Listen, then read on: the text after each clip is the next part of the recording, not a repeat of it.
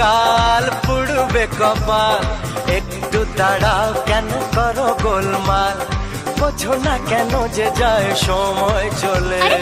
এসেছি বাড়িতে আমি কিছু না বলে, টিক টিক টিক টিক ঘড়ির সাথে সাথে তাল মিলিয়ে এই তো এলে, তবে কেন এখনই যাবে চলে?